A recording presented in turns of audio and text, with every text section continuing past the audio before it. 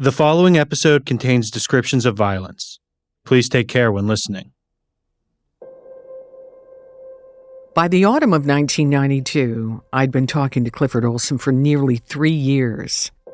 When he first called me, I was a young reporter convinced I could get into Olson's head, to find a reason, to provide answers to grieving families in a shocked nation.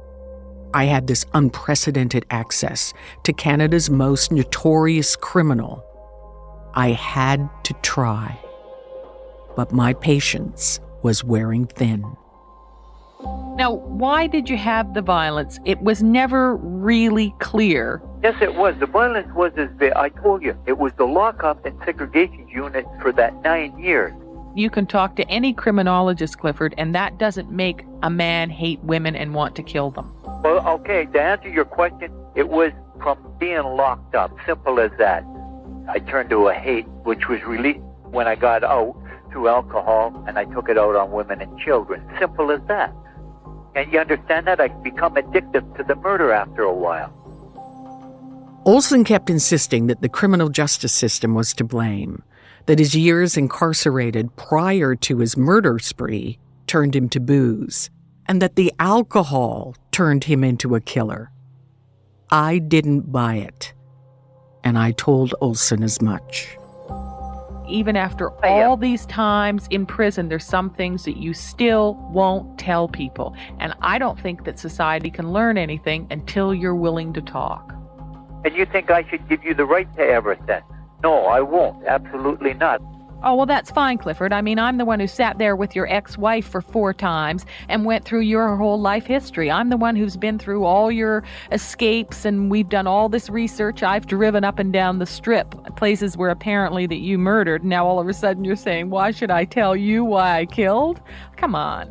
You got some problem, Arlene. I'll tell you what. Listen. I don't have a problem. If you have a problem, then I just won't call you anymore. You don't have to come in to visit me. You just... Well, why every time when I ask you do you get angry? I don't get angry. I get angry. As we spoke, I was realizing, you can hear it in my voice, Olson, even after years of conversations with me and Peter, either he had no idea why he killed, or he would never tell. I was starting to feel like I'd learned all I could from him. I'd heard him brag about killing children. I'd heard him take credit for murders, only to turn around and claim innocence in the next breath. And I'd received my share of abuse and anger from him. Nothing he said was shocking to me anymore. That is, until he said this. I can escape anytime I want, Arlene. I can put myself to go anytime I want. This tape is from November 1992. I stole a handcuff key that was left on the desk about 5 months ago. It was just lying there. Yeah, it was lying there, and they sent me out of the office and told me to wait. And I just picked it up, put it in my pocket, and I come back in. Clifford Olson was planning to escape. I'll get out on an escape when I'm ready to go. This is the final episode of Calls from a Killer from CBC's Uncover. I'm Arlene Bynon. And I'm Nathaniel Frum. This is episode 7, The Escape. While Olson telling me about his plan to escape caught me off guard, it wasn't a complete surprise, and it was no idle threat. Olson had escaped prison at least 7 times throughout his life. The first one in 1957, nearly 25 years before his arrest for the killings. In the CBC archives, we found silent news footage of a 1965 attempt. A young Olson is being led through thick bushes by a pair of police officers, hands behind his back, a smile on his face. Escaping is something Olson couldn't help but brag about. It was a point of pride for him. You've escaped 7 times, as I understand, haven't you? Yes, I have 7 escapes. You want me to tell you every date? I got them here. I know what... No, I know them. I have. I know them. After another of his early escapes, Olson's father speaks to a local newspaper, saying, if he doesn't give himself up, I hope they get him before he does something really bad. The threat of Olson breaking out of prison felt so real that Peter and I had even spoken to each other about what to do if he ever got out.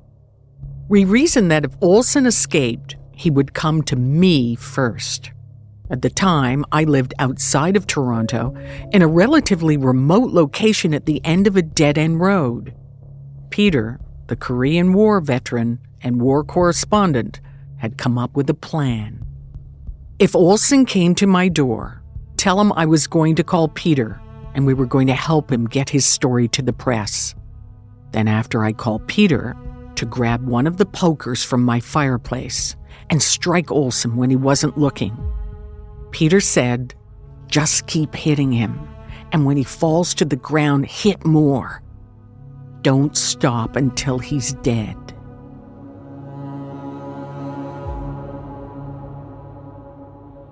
It wasn't much of a plan, I know, but I thought it was unlikely I'd ever have to use it. After this admission from Olson, I wasn't so sure. The most notorious killer Canada had ever seen was telling me he'd been hiding a key to his handcuffs for 5 months. I couldn't believe what I was hearing. What are you going to do when you escape? I mean, do you think that people aren't going to try to kill you? You're a convicted killer. Well, I don't want to hurt anybody. The thing is, I will go to Cuba. They don't have extradition there. All right, that's where I'll go. You know, and it's a sad thing that I don't get psychiatric help. I don't get put into any programs. I don't have to tell you that. You say you have nothing to lose, so are you going to kill again? Let me tell you something. I would only kill in self-defense as far as I'm concerned. I'm not going to go out there and start killing people. But if I'm trying to be apprehended, definitely I'll defend myself. If it's with police or anybody else, Arlene, any fool would do that. You're not going to stand there and let them shoot you. But serial killers don't get cured overnight, Clifford. I meant what I said. Serial killers don't get cured overnight. I truly thought that Olson would kill again if he ever got out of prison, whether through parole or escape. I'm going to spend the rest of my life in jail, and I'm not prepared to do that. And one of these days, Arlene, I'm going to make a move, and it's going to be a bloodbath. I knew that killing was something he enjoyed. So you can imagine I was more than a little unnerved when he called me to brag about his plans and to tell me about the seemingly lax conditions he was being held in. I've been down to the hospital, 5 times? All 5 times I could have left the hospital. Nothing could have stopped me. Well, that seems very hard for me to understand, that you do have a history of escaping. And you've done some very creative escapes in your career. And now you're going to a hospital. It seems to me it's not very safe for the community. He not only managed to get out of prison and into the hospital, but had managed to steal a key to his own handcuffs. After so many previous escapes and attempts, Olson had worked out his method. I was starting to figure it out. First, he laid the groundwork. Now, you've been telling me over these years of times that you've been to the hospital and how you could have walked away. And I know that is part of your method of operation to make people feel at ease. You don't do it the first time, you don't do it the second time, you don't do it the third time. By the 4th time, they think, hey, he knows the rules, he's not going to do it. And the 5th time, you do it. Is that what was happening here? Oh, certainly. You must lay your groundwork. Definitely. Like the opportunity is, I had enough. You know, I'm not going to stay locked up here inside a cage like I am the rest of my life. Then he faked a medical condition. Right, I put a little blood in the urine by pricking my finger with the needle there. Okay, that's what I was going to ask you. So this ailment was totally fictitious. False. It's the same thing that I escaped back there in British Columbia from the Shaughnessy Hospital there in 1965. I done the same thing down there, so I'm no dummy too when it comes to escaping. And finally, he'd make a break for it. You said that you took the key because you thought you were going to be there overnight. So to me, that means that you thought that maybe during the night or maybe in the morning you would have seen an opportunity and you would have escaped. I would have walked away, yes. Definitely. Most certainly. Olson's latest plan was both detailed and expertly practiced. But there was one fatal flaw: where he hid the key. So what has happened, it showed up on the x-ray, so they brought me back. So I removed it immediately. It was inside a condom. And what did they say? They came in and said, Clifford, you've got a key up your rectum. Like, what did they say? No, they just come in and showed me the x-ray and said he has a key. I could hear them. They're talking right there. We're only 10 feet away. The plan had failed this time, but Olson vowed to me he would do it again, and that he wasn't going to rest until he was out of Kingston Penitentiary. But to make things perfectly clear to you, and I don't want to alarm the public, and I'm not doing this for notoriety, as people say, but I am leaving the Kingston Penitentiary on an escape sooner or later. I'm making my plans, and they can do what they want, but they're not going to be able to hold me. Olson had crossed a line that as a journalist I couldn't ignore. I had an obligation, both moral and professional, to make his attempted escape and lax security conditions public. As far as I was concerned, it was a matter of safety. To me, it wasn't if he escaped, but when. I knew the story was going to embarrass authorities and in all likelihood end my access to Olson. The calls would be done. Breaking this story would also mean the public would learn that Peter and I had been secretly speaking to a serial killer for almost 3 years. So I braced myself. I finished my call with Olson that day, knowing I might never speak to him again.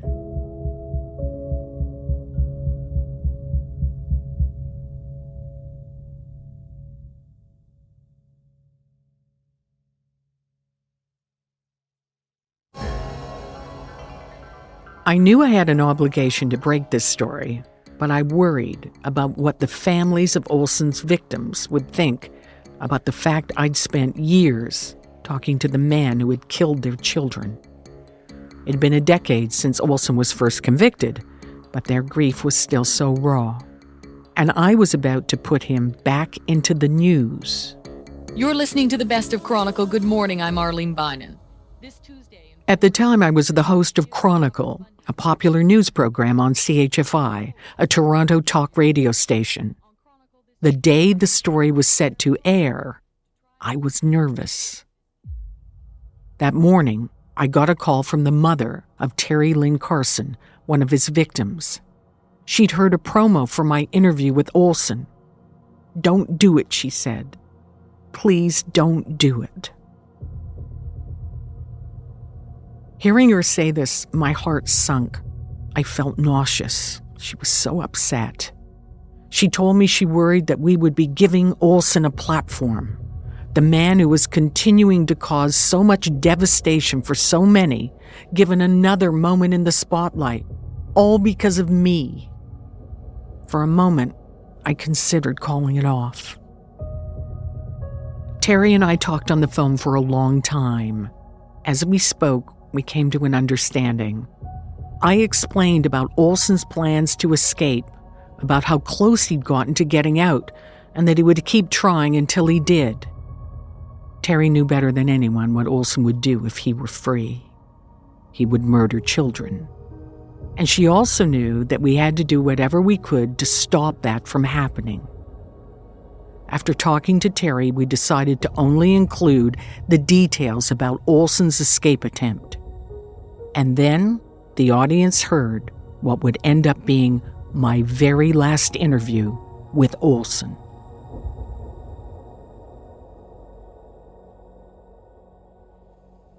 There's a lot of people that's not locked up like Clifford Robert Olson year after year, 11 years in a cell, 5 feet by 12.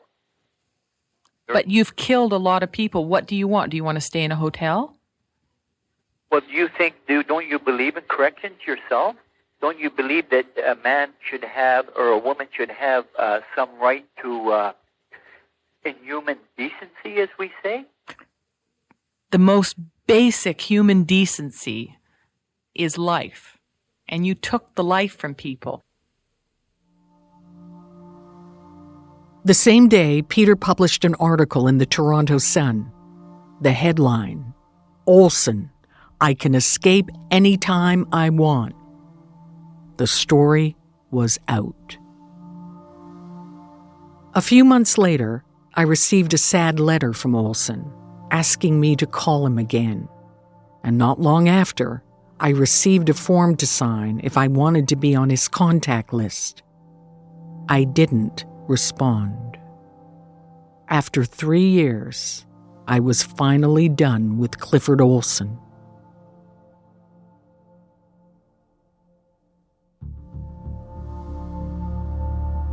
While that would be the last time Olson would speak with Arlene, he continued to communicate with my grandfather, Peter. Following his latest escape attempt, Olson's telephone privileges were temporarily revoked. And after he was discovered to have smuggled a broom handle into his cell, he was sent to a federal penitentiary in Prince Albert, Saskatchewan. Corrections Canada said they made the transfer specifically due to his possession of contraband and because he was publicly talking about his plans to escape. In 1997, Olson was transferred again to a prison outside Montreal. After spending so much of his life behind bars, this was the final place he'd be incarcerated. To nobody's surprise, from prison, Olson continued to play the victim, this time using the Canadian Charter of Rights and Freedoms. The charter was established to enshrine the civil rights of all Canadians, but Olson tried to use it to his advantage. Here's Peter, speaking with another reporter. Well, Olson has picked up his Charter of Rights and just plays it like a fiddle. Nobody else in the country quite knows what it means. He's had something like 21 or 22 Supreme Court cases. Reaches right to the top. Well, he's now going right to the Supreme Court trying to get a sex doll in prison with him.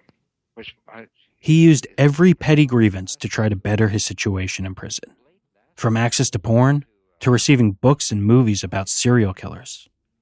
He mounted so many legal challenges that the criminal code was amended so serial killers like Olson could no longer apply for early parole.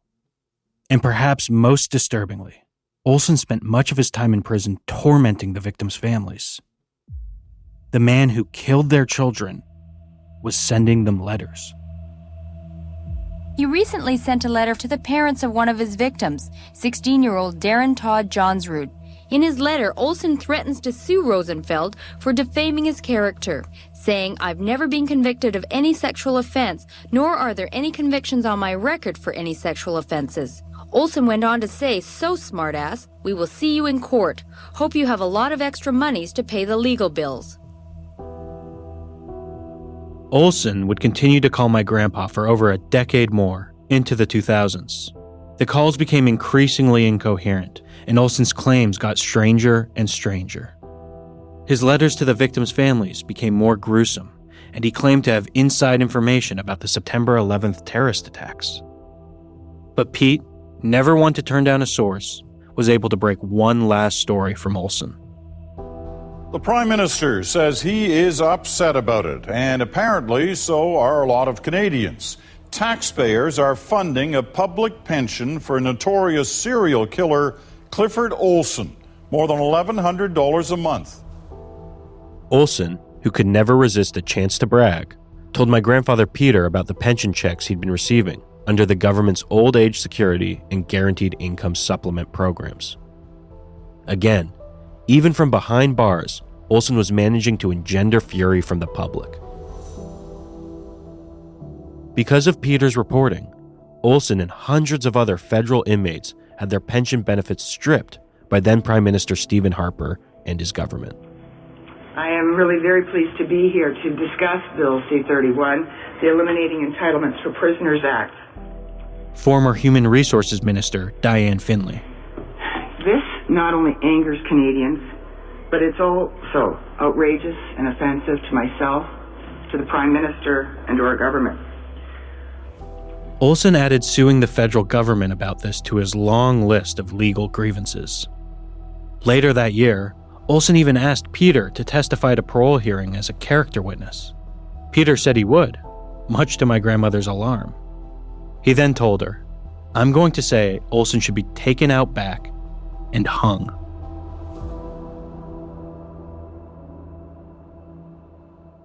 That parole hearing never happened. In 2011, Clifford Olson died of cancer.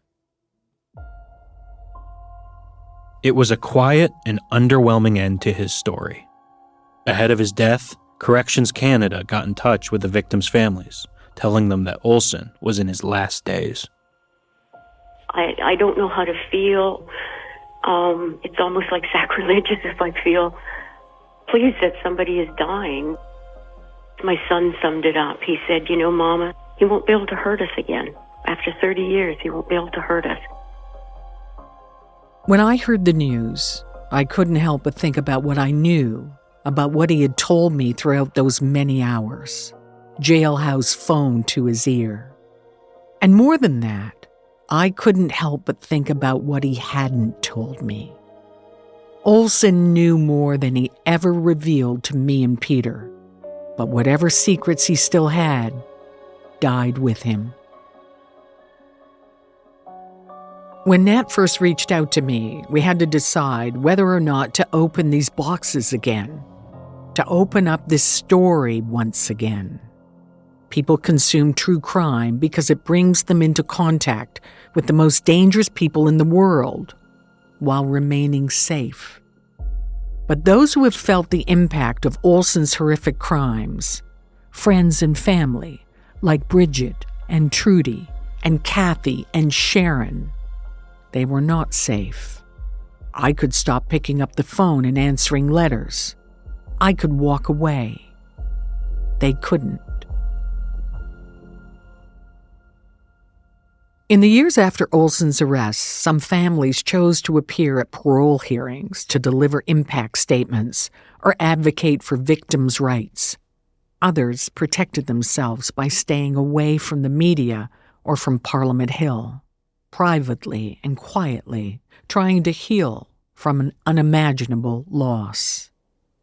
But before anyone even knew the name Clifford Olson, even as their children were still disappearing from the Lower Mainland, the families were reaching out to each other.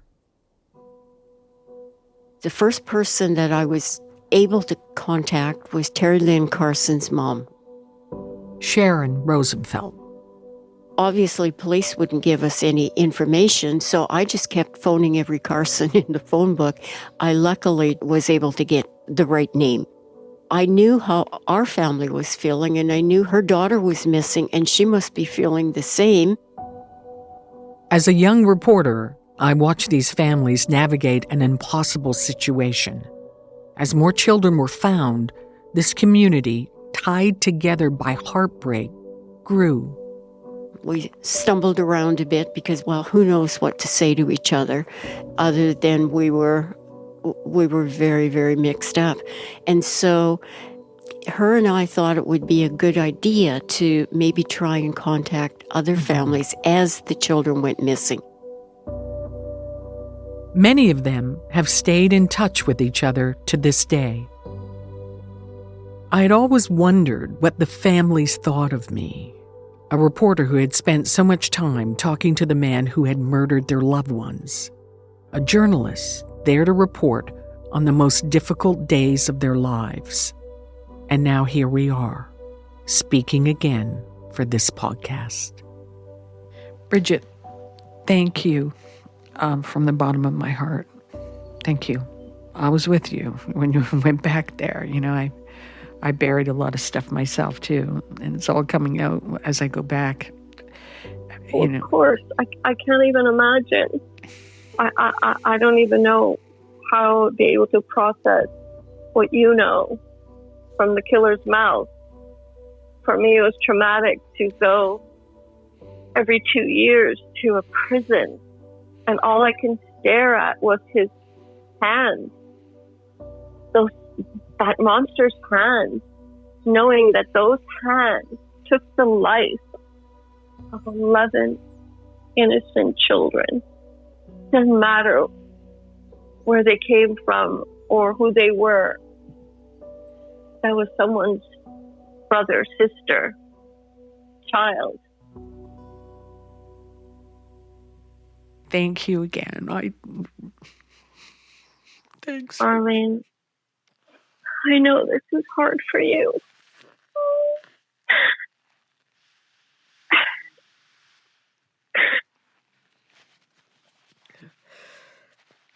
Not as hard as it is for you. So that's 1,000%.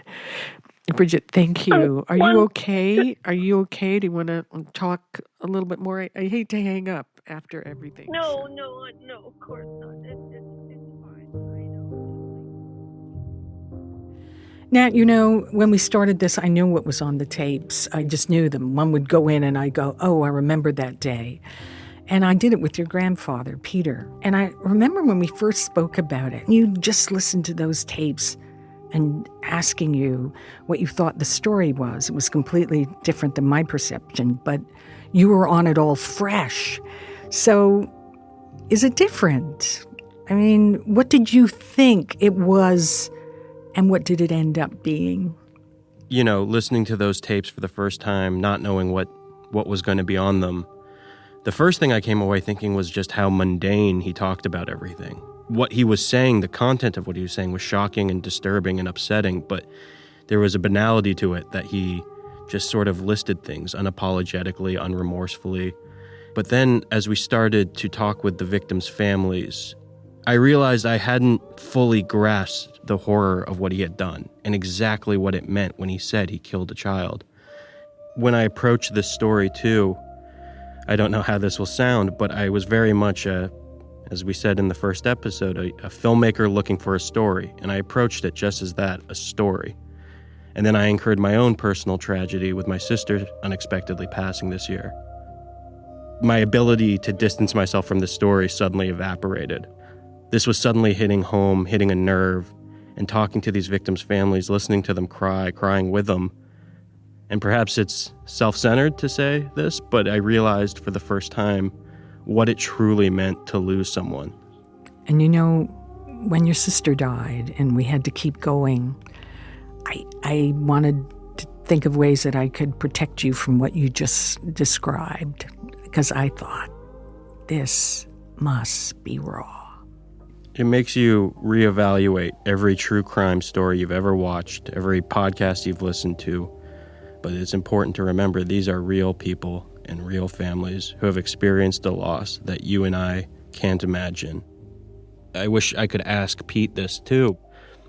You spoke to him, you both spoke to him, you spent years trying to figure out what made him tick and we couldn't figure it out. And what was the point to this? Is it just to shine light on a story that needed to be told, or how do you look back on it and say, I'm glad we did this? I know, I remember doing it and it used to haunt me all the time. But, I think about it as soon as I opened the box, and I waited a long time, as you know, to do the story, because what was the point? And I think I go back covering crimes and modern stories, and I see that we haven't really learned, have we? Have we really learned from it? It still happens. People can be fooled. Police can be fooled. Victims are judged. They are. I do think the point of it is still almost the same. But I think in this story, in a lot of ways, we shut it down and put it in a box. And it seems like just such a disgrace and a tragedy. It really was a dark mark. And we have to learn something from it. And I wasn't so sure at the time we did. So I hope it helps more this time.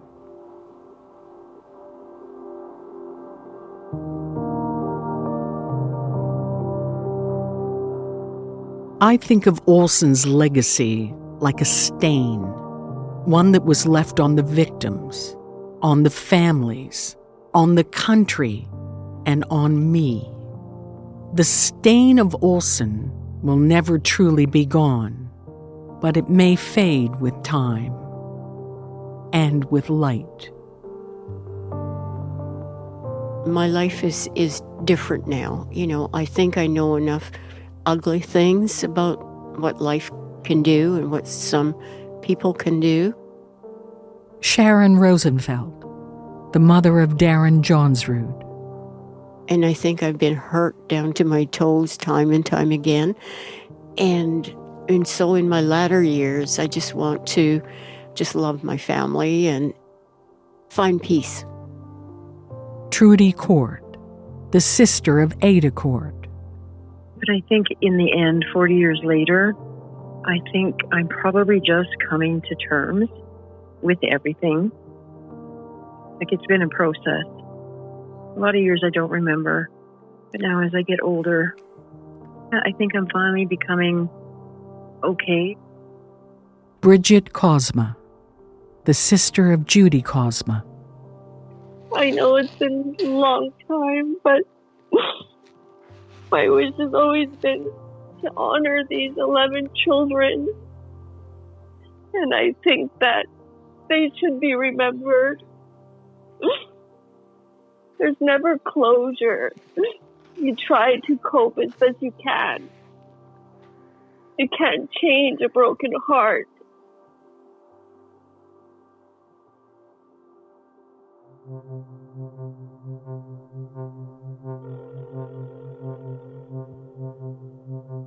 Calls from a Killer was written and produced by me, Arlene Bynon, Nathaniel Frum, and senior producers Ashley Mack and Andrew Friesen. Mixing and sound design by Evan Kelly. Emily Cannell is our digital producer. Fact-checking by Hadil Abdul-Nabi. Our cross-promo producer is Amanda Cox. Our video producers are Evan Agard, Tamina Aziz, and John Lee. Special thanks to Alina Ghosh, David Downey, Julian Uzieli, David Grine, Yvonne Worthington, Isabel Frum, and the CBC Reference Library. Additional audio from Rogers Broadcasting. Our podcast artwork was designed by Good Tape Studio. Executive producers are Cecil Fernandez and Chris Oak. Tanya Springer is our senior manager. Arif Noorani is the director. And Leslie Merklinger is the executive director of CBC Podcasts.